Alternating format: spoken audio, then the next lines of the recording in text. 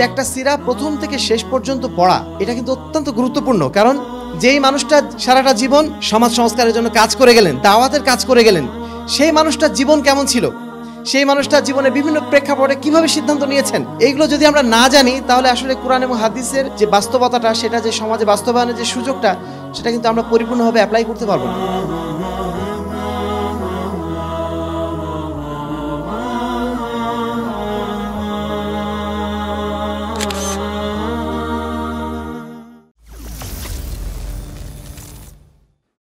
আত্মাহারিক TV, ওহির আলোয় উদ্ভাসিত জীবনের জন্য। আসসালামু আলাইকুম ওয়া রাহমাতুল্লাহি ওয়া বারাকাতুহু। ইন্নাল হামদুলিল্লাহি ওয়াহদা ওয়াসসালাতু ওয়াসসালামু আলা মান লা নাবিয়্যা বা'দা, আম্মা বা'দ, ফাআউযু বিল্লাহি মিনাশ শাইতানির রাজীম। বিসমিল্লাহির রহমানির রহিম। ওয়া মা আরসালনাকা ইল্লা রাহমাতাল লিল আলামিন। হাদিস ফাউন্ডেশন অনলাইন একাডেমি কর্তৃক আয়োজিত আজকের এই সিরাত সেমিনার ও সিরাত কোর্স প্রথম ব্যাচের পুরস্কার বিতরণী অনুষ্ঠানের উপস্থিত সম্মানিত অতিথিমণ্ডলী, সম্মানিত আজকের অনুষ্ঠানে যারা ছাত্রবৃন্দ, শিক্ষার্থীবৃন্দ অংশগ্রহণ করেছেন, এবং সেই সাথে আমাদের সম্মানিত সুধীমণ্ডলী, প্রশংসা আল্লাহ রাব্বুল আলামিনের জন্য, যার অশেষ রহমতে আজকের এই আয়োজনের শেষ প্রান্তে এসে আমরা উপনীত হতে পেরেছি। সেই বিকাল 4:30 থেকে আমাদের এই প্রোগ্রাম চলমান। আলহামদুলিল্লাহ, আপনারা যে এতক্ষণ ধৈর্যের সাথে বসে আছেন এবং আমাদের আয়োজনে সম্পৃক্ত হয়েছেন, এজন্য হাদিস ফাউন্ডেশন অনলাইন একাডেমির পক্ষ থেকে, হাদিস ফাউন্ডেশন শিক্ষা বোর্ডের পক্ষ থেকে আপনাদের সকলকে আমরা আন্তরিক ধন্যবাদ এবং মোবারকবাদ জানাচ্ছি। সম্মানিত উপস্থিতি, আজকে আমরা যাদের অবদানের কারণে এই আয়োজনটা এত সার্থক করতে পেরেছি, তাদেরকে আমরা আন্তরিকভাবে ধন্যবাদ জানাচ্ছি। বিশেষ করে কাজী হজ কাফেলা আর তালিম ট্রাভেলস এবং সেই সাথে সবর হজ অ্যান্ড ওমরা, এই তিনটা স্পন্সরকে আমরা আন্তরিকভাবে ধন্যবাদ জানাচ্ছি। আমরা যখন আসলে হাদিস ফাউন্ডেশন অনলাইন একাডেমির পক্ষ থেকে সিরাত কোর্সের ঘোষণাটা দেই, তখন অনেকটা বলা যেতে পারে আমাদের যারা অনুজ, যারা কাজ করে যাচ্ছেন হাদিস ফাউন্ডেশন অনলাইন একাডেমির সাথে, তাদেরই প্রস্তাবনা ছিল যে আমাদের যারা সিরাত কোর্সে অংশগ্রহণ করবেন তাদের জন্য আমরা অবশ্যই যেন একটা ওমরা ট্রিপ রাখি। কিন্তু সেটা 1, 2 করে 3 পর্যন্ত যাবে, এটাও মূলত তাদেরই প্রস্তাবনা। তো যখন আমরা প্রস্তাবনাটা হাতে নেই, আমাদের আসলে অনেকটা ধোঁয়াশার মধ্যে ছিলাম, আসলে আমরা পারবো কিভাবে, ঘোষণা তো দিচ্ছি, তো এটা বাস্তবতা আসলে কিভাবে সম্ভব। কিন্তু আলহামদুলিল্লাহ, সর্বপ্রথম আমাদের আহ্বানে সাড়া দিয়েছিলেন কাজী হজ কাফেলার জনাব কাজী হারুন সাহেব। উনি যদি সাহসটা না দিতেন তাহলে হয়তো আমরা এত চট করে সিদ্ধান্ত নিতে পারতাম না। এই জন্য আমরা আজকের অনুষ্ঠানের পক্ষ থেকে তাকে আন্তরিকভাবে ধন্যবাদ জানাচ্ছি। আল ফদলুল আউয়াল, সবসময় যিনি প্রথমে কোনো কাজ করেন ফজলটা তার জন্যই হয়। তো তিনি যেহেতু প্রথম এই কাজে আমাদেরকে উৎসাহিত করেছেন, এই জন্য তাকে আমরা আন্তরিক ধন্যবাদ জানাচ্ছি। এরপর ধন্যবাদ জানাচ্ছি আর তালিম ট্রাভেলসের আমাদের নাজমুল সাহাদাতকে। সেও আলহামদুলিল্লাহ অত্যন্ত সাহসের সাথে যে বিষয়গুলো বলেছিল, আমাদেরকে প্রস্তাবনাগুলো দিয়েছিল, সেটা আমাদের খুবই ভালো লেগেছিল। সে বলেছিল যে আমরা পুরো 1 বছরের জন্য দায়িত্ব নিলাম এবং এটা রেগুলার চলতে থাকবে। এটা আমাদের জন্য একটা সাহসের কারণ ছিল, তাকে আমরা আন্তরিক ধন্যবাদ জানাচ্ছি। এবং সেই সাথে সর্বশেষে আমাদের সাথে যুক্ত হয়েছিলেন সবর হজ ইন্টারন্যাশনালের জনাব মুকাদ্দেস ভাই, যিনি আজকে এখানে উপস্থিত থাকতে পারেননি, কিন্তু তার 2 জন প্রতিনিধি পাঠিয়েছেন। তিনি বাংলাদেশে এমন একটা ট্রিপের আয়োজন করেন, ওমরা ট্রিপ, যেই ট্রিপটার নাম তিনি দিয়েছেন সিরা ট্রিপ। অর্থাৎ তিনি ওমরা করাচ্ছেন, সেই সাথে আল্লাহ রাসূল সাল্লাল্লাহু আলাইহি ওয়াসাল্লামের সিরাতের সাথে কিভাবে মিলিয়ে দেওয়া যায়, এবং যারা ওমরা করতে যাচ্ছেন তারা যেন আল্লাহ রাসূল সাল্লাল্লাহু আলাইহি ওয়াসাল্লামের সেই সিরাতের সাথে পুরো পরিবেশটা যেন মিলিয়ে দেখতে পারেন, এই সুযোগটা তিনি তৈরি করেছেন বাংলাদেশে। তা আমরা তাকেও যখন আহ্বান জানালাম, তিনি খুব সানন্দে জানালেন যে না, আমরা এর সাথে আছি, এবং তিনিও বলেন যে প্রতি বছর ইনশাআল্লাহ আমরা থাকবো। তার এই বার্তাটা আমাদেরকে সাহস জুগিয়েছে। আজকের অনুষ্ঠানের পক্ষ থেকে তাদেরকে আমরা আন্তরিকভাবে ধন্যবাদ জানাচ্ছি আমাদের এস.এম. নাহিদ হাসান ভাইকে, যিনি বাংলাদেশে তরুণদের মধ্যে সিরাত চর্চার ক্ষেত্রে অত্যন্ত গুরুত্বপূর্ণ ভূমিকা পালন করছেন। এবং তিনি বারবার এই কথাটাই বলেন যে আমরা কোরআন এবং হাদিস তো পড়ছি, লুগা শিখছি, কিন্তু এর সাথে আমাদের সিরাত পাঠের ব্যবস্থাটা করতে হবে, এবং সেটার যে উপযোগিতা, সেটা যে একটা তিনি কারণ ব্যাখ্যা করেছেন, এটাও খুব ভালো লেগেছে। সেই সাথে আমাদের আরেকজন ভাই আসলেন, কবির আনোয়ার ভাই, উনিও এই লাইনে কাজ করছেন। আজকে তাদের 2 জনের বক্তব্য থেকে এটা অন্তত আমি নিজে উপকৃত হয়েছি, এটাই যে আমরা সবসময় বলি যে কোরআন এবং হাদিস বোঝার জন্য আমাদের অবশ্যই ফাহমুস সালাফ প্রয়োজন, অর্থাৎ সালাফে সালিহিন কোরআন এবং হাদিসকে কিভাবে বুঝেছেন এটা অত্যন্ত জরুরি। কিন্তু সেই সাথে তার কথার মধ্য দিয়ে যেটা অনুভব করলাম যে আমাদের সিরা পাঠটা অত্যন্ত জরুরি। কোরআন এবং হাদিস বোঝার জন্য, সেটাকে সমাজে রিলেট করার জন্য, সমাজে বাস্তবায়ন করার জন্য, বিশেষ করে যারা আমরা দায়ী হিসেবে কাজ করছি, যারা সমাজ সংস্কারের জন্য উদ্যোগ গ্রহণ করেছি, আমাদের জন্য সিরা পাঠটা অত্যন্ত জরুরি। যদি এটা কিন্তু আমরা অনেকটা মানে খুব একটা গুরুত্ব দেই না, ছোটবেলায় যা পড়েছিলাম স্কুল কলেজে ওইটুকুর মধ্যে সীমাবদ্ধ রাখি। কিন্তু একটা সিরা প্রথম থেকে শেষ পর্যন্ত পড়া এটা কিন্তু অত্যন্ত গুরুত্বপূর্ণ। কারণ যেই মানুষটা সারাটা জীবন সমাজ সংস্কারের জন্য কাজ করে গেলেন, দাওয়াতের কাজ করে গেলেন, সেই মানুষটার জীবন কেমন ছিল, সেই মানুষটার জীবনে বিভিন্ন প্রেক্ষাপটে কিভাবে সিদ্ধান্ত নিয়েছেন, এইগুলো যদি আমরা না জানি তাহলে আসলে কোরআন এবং হাদিসের যে বাস্তবতাটা, সেটা যে সমাজে বাস্তবায়নের যে সুযোগটা, সেটা কিন্তু আমরা পরিপূর্ণভাবে অ্যাপ্লাই করতে পারবো না। তো এই সুযোগটা আমরা তৈরি করার চেষ্টা করেছি সিরাতুর রাসূলের প্রতিযোগিতার মাধ্যম দিয়ে। আমাদের প্রতিযোগী যারা আছেন তাদেরকে আসলে ধন্যবাদ দিয়ে আমি ছোট করতে চাই না, কারণ তারা আলহামদুলিল্লাহ যেভাবে প্রচেষ্টা চালিয়েছিলেন এটা কিন্তু আমরাও ধারণা করি নাই। বিশেষ করে যখন শেষ দিন সিরাতুর রাসূলের যে ভাইবা পরীক্ষাটা নেওয়া হলো, লিখিত পরীক্ষায় তো সবাই একভাবে পরীক্ষা দিচ্ছেন, ওটাতে আসলে বোঝা যায় না কে কতটুকু পড়েছে। কিন্তু যখন ভাইবা নিতে যাওয়া হলো, প্রায় 50 জন ভাইবা দিয়েছেন, এবং 50 জনের ভাইবা যারা নিয়েছেন, 2 জন টিচার এখানে আছেন, তারা বলছেন যে ভাইবাটা নেওয়ার পর আমাদের মনে হলো যে আমরা আসলে একটা যথাযোগ্য বা কাজ মনে হয় করেছি, এবং আমরা যে আসলে আমাদের তরুণ সমাজকে সিরাতের সাথে পরিচিত করতে চাচ্ছি, এটা বোধহয় আমরা আমাদের এই প্রচেষ্টা মনে সার্থক হয়েছে আলহামদুলিল্লাহ। তারা বলছেন যে এমন একটা অবস্থা যে প্রত্যেকেই সমানে সমান, কাউকে হারানোর সুযোগ নেই, এরকম একটা অবস্থানে তারা চলে গেছেন। এবং কতবার যে তারা সিরাত গ্রন্থটা উল্টে পাল্টে পড়েছেন সেটা তাদের মানে প্রশ্ন করতেই বোঝা যাচ্ছে। আমাদের এক ভাই তো বলেই গেলেন তিনি নিজে প্রায় 15 বার এই সিরাতটা পাঠ করেছেন গত 3 মাসের মধ্যে। তৃতীয় হয়েছেন, যিনি তৃতীয় হয়েছেন তিনি 15 বার পড়েছেন এই 3 মাসের মধ্যে। তাহলে যারা প্রথম দ্বিতীয় হয়েছেন তারা নিশ্চয়ই আরো বেশি পড়েছেন। অথবা এমনও হতে পারে যারা মানে কি বলবো, হয়তো এই 10 জনের মধ্যে নাই, তাদের মধ্যে হয়তো অনেকে এমন আছেন যারা আরো বেশিবার পড়েছেন। একটা মানুষ বা একজন ব্যক্তি যদি 15 বার সিরাতটা পড়ে, তার সিরাতটা একেবারে অন্তরে গেঁথে যাওয়ার কথা না? এই সুযোগ কিন্তু আমরা আলেমরাও পাইনি, অথচ আমাদের কিন্তু এটা বেশি প্রয়োজন। আমরা যারা সমাজ সংস্কারের ময়দানে কাজ করছি আমাদের আরো বেশি জরুরি প্রয়োজন। তো আজকের অনুষ্ঠান থেকে আমার অন্তত এটা উপলব্ধি হয়েছে, আমার নতুন করে আবার কয়েকবার সিরাতুর রাসূলটা পড়া দরকার। একবার পড়েছি এটুকু তো আসলে হবে না, আরো কয়েকবার পড়া দরকার। যদি আসলেই এটা মানে সমাজে অ্যাপ্লিকেবল করতে হয়, সেটার জন্য আমাকে আরো কয়েকবার পড়া লাগবে। এই অনুভূতিটা আজকে আমি এখান থেকে ব্যক্তিগতভাবে নিয়ে যাচ্ছি। আমি যারা সংগঠনের দায়িত্বশীল এখানে আছেন তাদের প্রতি বিনীত অনুরোধ জানাবো, যেহেতু আলহামদুলিল্লাহ আমাদের কাছে সিরাতুর রাসূলের মতো একটা গ্রন্থ উপস্থিত, আমাদের আর দেরি করার অবকাশ নেই। আমরা একটা রুটিন করে নিই, প্রতিদিন একটা অংশ 5 পৃষ্ঠা হলেও সিরাত থেকে একটা অংশ যেন আমরা পাঠ করার চেষ্টা করি। আমরা কি রাজি আছি ইনশাআল্লাহ? যারা এখানে উপস্থিত আছে সবাইকে আমরা দাওয়াত দিচ্ছি। আমি জানি না আসলে কতদূর পারবো আমরা, কিন্তু সবাইকে আমরা এই দাওয়াতটা পৌঁছে দিচ্ছি যে এই কাজটা যেন আমরা ইনশাআল্লাহ করার চেষ্টা করি। সম্মানিত উপস্থিতি, আজকে আমাদের এই আয়োজনের মূলত উদ্দেশ্য যেটা ছিল, আমাদের তরুণ সমাজের মধ্যে সিরাত চর্চাটা ছড়িয়ে দেওয়া। কারণ তরুণদের সামনে এখন আইডল নেই, তরুণরা এখন প্রযুক্তি নিয়ে ব্যস্ত, তরুণরা এখন মানে স্মার্টফোন নিয়ে, গ্যাজেট নিয়ে ব্যস্ত। তাদের এখন কি বলবো, সামনে উপযুক্ত একজন আদর্শ, একজন মডেল না থাকার কারণে একজন এক লাইনে চলে যাচ্ছে, একজন একভাবে বিভ্রান্ত হয়ে যাচ্ছে। তাদেরকে লাইনে নিয়ে আসা, ইসলামের প্রকৃত অবস্থানে নিয়ে আসাটা এটা অত্যন্ত জরুরি। শুধুমাত্র তাদের জন্য না যারা জেনারেল স্টুডেন্ট, শুধুমাত্র তাদের জন্য না যারা নষ্ট হয়ে যাচ্ছে, তাদের জন্য প্রয়োজন যারা দিনে নতুন আসছেন, আসার পরে আবার বিভ্রান্ত হয়ে যাচ্ছেন, অনেকে চরমপন্থী হয়ে যাচ্ছেন। এই চরমপন্থার কারণটা কি? কারণ আল্লাহ রাসূল সাল্লাল্লাহু আলাইহি ওয়াসাল্লামের যে সিরাত তারা সেটা পাঠ করেনি। তারা কোরআন এবং হাদিস থেকে কিছু জিনিস কোটেশন তাদের মুখস্থ আছে, কিন্তু সেটা অ্যাপ্লিকেশনটা কিভাবে হবে? আল্লাহ রাসূলের সিরাত যদি তারা পড়তো তাহলে তারা জানতে পারতো, কিন্তু সিরাত যেহেতু তারা পড়ে নাই, এটা না পড়ার কারণে আল্লাহ রাসূল সাল্লাল্লাহু আলাইহি ওয়াসাল্লামের যে রহমদিল আচরণ, ওমা আরসালনাকা ইল্লা রাহমাতাল লিল আলামিন, আল্লাহ বলছেন আমি তোমাকে প্রেরণ করেছি দুনিয়ার জন্য রহমত স্বরূপ। এই রহমতের স্বরূপটা কি? এই রহমতের স্বরূপটা শুধুমাত্র ঈমানদারদের প্রতি তিনি দেখান নাই, তার শত্রুদের প্রতি কিভাবে দেখিয়েছেন, তাকে যারা মানেনি তাদের বিরুদ্ধে কিভাবে দেখিয়েছেন, যারা মুনাফিক তাদের বিরুদ্ধে কিভাবে দেখিয়েছেন, যে লোকটা তার বিরুদ্ধে শক্ত কথা বলছে তার বিরুদ্ধে কিভাবে দেখাচ্ছেন। এইটা যদি আমরা জানতাম, বুঝতাম, তাহলে নিঃসন্দেহে আমাদের আচরণটা উগ্র হয়ে যেত না।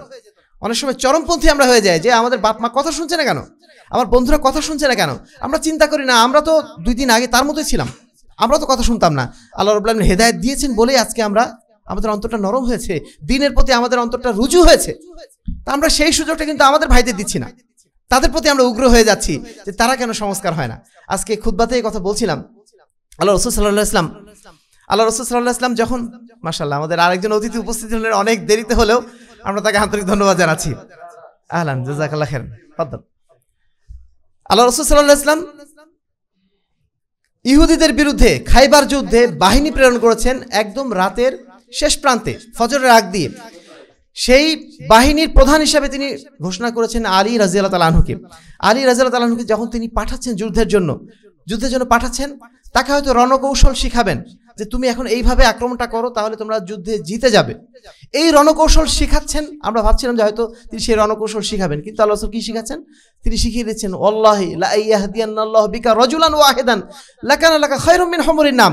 হে আলী, তুমি তো যাচ্ছ যুদ্ধে, হয়তো তোমার অস্ত্রাঘাতে অনেক মানুষের প্রাণহানি হবে, কিন্তু জেনে রাখো যদি তোমার দ্বারা একটা ব্যক্তিও সেখানে হেদায়েত প্রাপ্ত হয়, তাহলে সেটা আরবের সবচেয়ে উত্তম সম্পদ, সবচেয়ে উত্তম গনিমত, একটা লাল উঠেছে, সেটা তোমার জন্য বেশি গুরুত্বপূর্ণ হবে, বেশি উত্তম হবে। চিন্তা করা যায় যুদ্ধের সময় আল্লাহ রাসূল কি বলছেন। তার মানে আল্লাহ রাসূল সাল্লাল্লাহু আলাইহি ওয়াসাল্লাম এই যুদ্ধের মাধ্যম দিয়ে মানুষ হত্যা করতে যাচ্ছেন, মানুষের উপর জোর খাটাতে যাচ্ছেন? মোটেও না। এই যুদ্ধ মূলত শান্তি প্রতিষ্ঠার জন্য, এটা তার একটা বাক্য দিয়ে প্রমাণিত হয়। আমরা আমাদের ভাইরা যারা অনেক সময় দিনের পথে এসে আবার চরমপন্থী হয়ে যাচ্ছেন, তাদের প্রতি আমাদের অনুরোধ, এই সমস্ত ঘটনাগুলো আপনারা একটু বোঝার চেষ্টা করবেন এবং নিজের অন্তরের সাথে রিলেট করার চেষ্টা করবেন। কবির আনোয়ার ভাই বেশ কয়েকটা পয়েন্ট ধরেছেন, উনি যে পয়েন্টগুলো আমারও জানা ছিল, খুব ভালো লেগেছে ওটা, যে আল্লাহ রাসূল তার বিরুদ্ধে যারা কথা বলছে তার বিরুদ্ধে কিভাবে পাল্টা আচরণ করলেন। ওয়াইন আকাবতুম ফাআকিবু বিমিসলি মা উকিবতুম বিহি ওয়ালাইন সাবারতুম লাহু খায়রুল লিসাবিরিন, এরকম বোধহয় আয়াতটা, তাই না? নাই ভাই, এভাবে তো আয়াতটা। আল্লাহ বলছেন যে তোমার প্রতি যে আক্রমণ চালিয়েছে, তুমি তার প্রতি সমপরিমাণ আক্রমণ করতে পারো, তবে যদি তুমি ধৈর্য ধারণ করতে পারো, ধৈর্য ধারণ করাটাই বেশি তোমার জন্য উত্তম। এই যে কোরআনের আয়াতগুলো, এগুলো অ্যাপ্লিকেশনটা আমরা কোথায় দেখেছি? আল্লাহ রাসূলের জীবনীতে।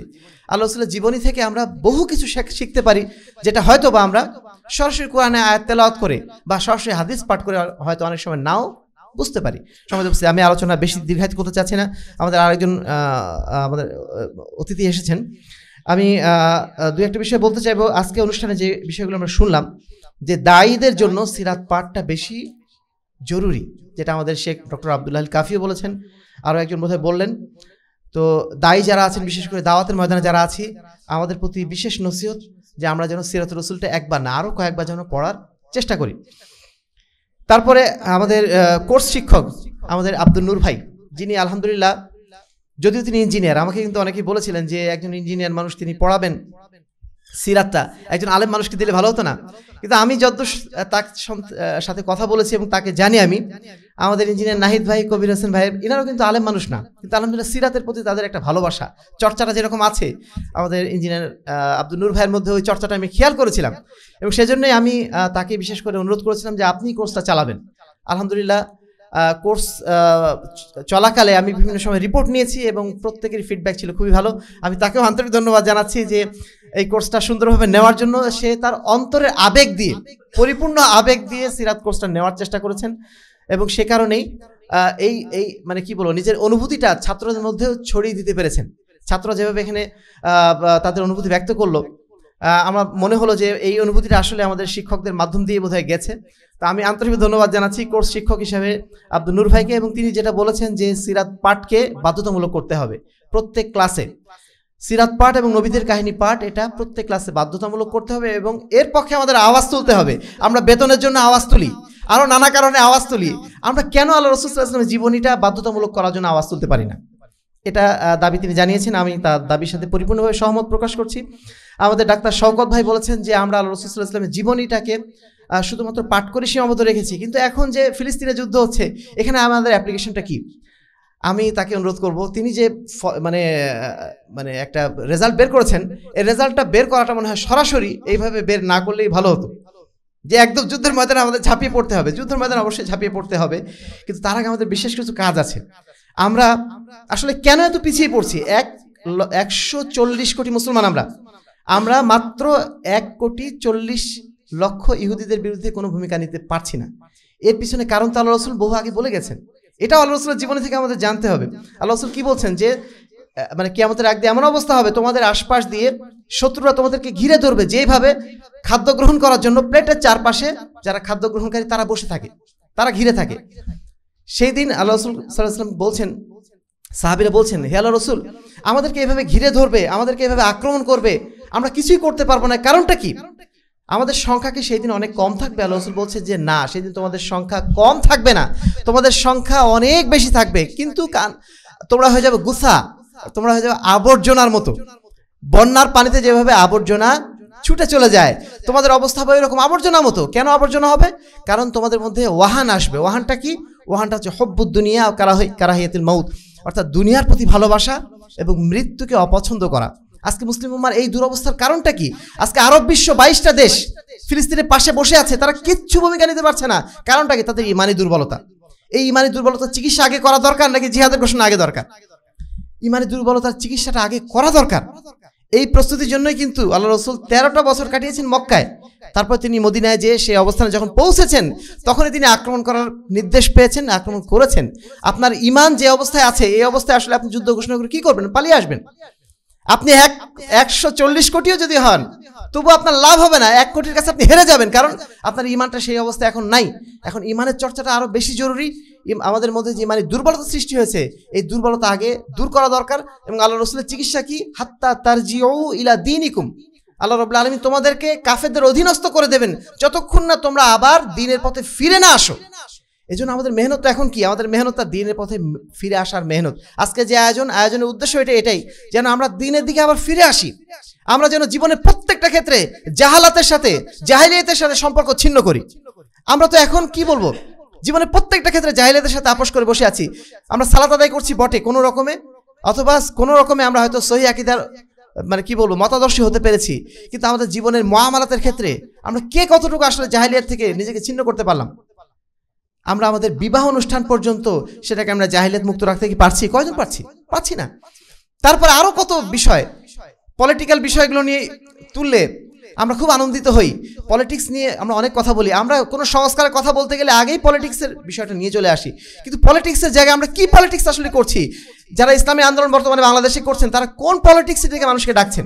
তারা কি আল্লাহ রাসূলের সিরাত অনুযায়ী যে পলিটিক্স আমরা শিখেছি এই পলিটিক্স করছেন? এই পলিটিক্সের দিকে মানুষকে ডাকছেন না। তার মানে সিরাত আমাদের কোনো কাজেই লাগছে না, কোনো জায়গাতে আমাদের কোনো অ্যাসপেক্টই কাজে লাগতেছে না।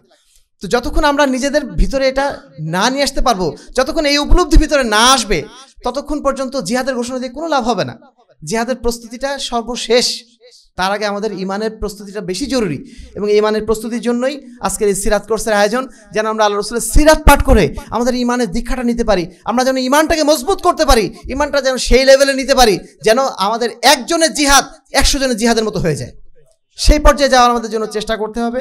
এই জন্য আমরা সাধ্যমতো চেষ্টা করে যাচ্ছি। সম্মানিত উপস্থিতি, প্রতি বছর এই সিরাত কোর্স আমাদের চলমান থাকবে ইনশাআল্লাহ। আমরা চেষ্টা করছি প্রতি 3 মাস পর এই সিরাত কোর্সটা চালু রাখার জন্য।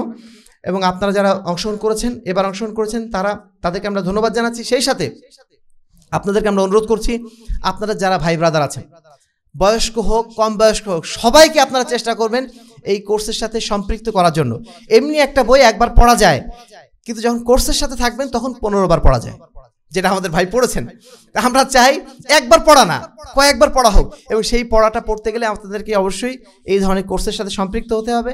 আপনাদেরকে আমরা আহ্বান জানাচ্ছি যেন এই কোর্সের সাথে আপনারা সম্পৃক্ত হন। পরিশেষে আমরা দোয়া কামনা করছি এই সিরাতুর রাসূলের যিনি লেখক, তার জন্য আপনারা দোয়া করবেন। তার যে আবেগের জায়গাটা, সেই আবেগের জায়গাটা পরিপূর্ণভাবে এই গ্রন্থের মধ্যে সন্নিবদ্ধ হয়েছে বলেই এর আবেদনটা সবার মধ্যে কিন্তু ছড়িয়ে পড়েছে। সিরাত বাংলাদেশে কম নেই, অন্তত 1000 সিরাত গ্রন্থ বাংলাদেশে লেখা হয়েছে। কিন্তু সমস্ত সিরাত গ্রন্থের মধ্যে আমাদের ভাইয়েরা কেন পছন্দ করছেন, কেন মনে করছেন এটা আমাদের বাস্তব জীবনের সাথে এটা সম্পৃক্ত হয়ে যাচ্ছে বা আমরা উপলব্ধি করতে পারছি? কারণ লেখক যখন জেলখানায় ছিলেন, জেলখানায় থাকলে আমাদের ভাই বলেছেন যে জেলখানায় থাকলে নিজের অনুভূতির সর্বোচ্চটুকু দিয়ে সবকিছু করা সম্ভব হয়, নিজেকে সবচেয়ে বেশি অনুভব করা যায়। এবং সেই অনুভূতির জায়গা থেকে বইটা লেখা হয়েছে বলেই সবার কাছে এটা সমাদৃত হয়েছে। আমরা লেখকের জন্য দোয়া করছি, আল্লাহ রাব্বুল আলামিন তাকে যেন নেক হায়াত দান করেন এবং এই বইটা তার জন্য যেন সাদাকায়ে জারিয়া হিসেবে কবুল করে নেন। আজকে হাদিস ফাউন্ডেশন অনলাইন একাডেমির পক্ষ থেকে আপনাদের সবাইকে আমরা ধন্যবাদ জানাচ্ছি। বিশেষভাবে ধন্যবাদ জানাচ্ছি হাদিস ফাউন্ডেশন অনলাইন একাডেমির তরুণ আমাদের কর্মী ভাইরা, যারা অক্লান্ত পরিশ্রম করেছে। আমরা তো জাস্ট নির্দেশ দিয়ে খালাস, কিন্তু মূল কাজ কিন্তু ওরাই করেছে। আমাদের এই যে এতগুলো শিক্ষার্থীর ম্যানেজমেন্ট, তাদের রেগুলার ফোন শোনা, তাদের বিভিন্ন বিষয়ে সমাধান করে দেওয়া, এই কাজগুলো অনেক জটিল কাজ ছিল। 24 ঘন্টা তাদের এইসব নিয়ে ব্যস্ত থাকতে হয়েছে। আমরা তাদের প্রতি আন্তরিক কৃতজ্ঞতা জানাচ্ছি এবং তাদের জন্য দোয়া করছি আল্লাহ রাব্বুল আলামিন তাদের এই মেহনতটুকু যেন সাদাকা জারিয়া হিসেবে যেন কবুল করে নেন। তাদের মাধ্যমে যত ভাইয়েরা সিরাত পাঠ করে উপকৃত হয়েছেন, তাদের উপকারের একটা অংশ জাযায়ে খায়র হিসেবে যেন তাদের আমলনামায় সংযুক্ত হয়, সেই দোয়া তাদের জন্য করছি। পরিশেষে আপনাদের সবাইকে আবারও ধন্যবাদ জানাচ্ছি আজকের অনুষ্ঠানে এসে আমাদের আয়োজনকে সুন্দর করার জন্য। আমরা নিজেরাও অনেক উৎসাহ নিয়ে আজকে যাব এখান থেকে, কারণ আপনারা যে এসেছেন অনেক দূর থেকে কষ্ট করে, আপনাদের কষ্ট করে আসা এটাই প্রমাণ করছে যে না, সিরাত চর্চার প্রয়োজনটা আমরা কিছুটা হলেও বুঝতে পারছি। আপনারা যারা এখান থেকে যাবেন তারা আপনাদের ভাই ব্রাদারদের মধ্যে অবশ্যই চেষ্টা করবেন সিরাত চর্চাকে আরো বেশি ছড়িয়ে দেওয়ার জন্য। পাবেন তো ইনশাআল্লাহ? এবং সেই সাথে সিরাত কোর্সে আপনারা অংশগ্রহণ করার জন্য উদ্বুদ্ধ করবেন। আপনাদের সবাইকে আন্তরিকভাবে ধন্যবাদ জানিয়ে হাদিস ফাউন্ডেশন শিক্ষা বোর্ড এবং অনলাইন একাডেমির পক্ষ থেকে আন্তরিক মুবারকবাদ জানিয়ে আজকের মতো এখানে শেষ করছি। ওয়া আখিরু দাওয়ানা আলহামদুলিল্লাহি রাব্বিল আলামিন। আসসালামু আলাইকুম ওয়া রাহমাতুল্লাহি ওয়া বারাকাতুহু।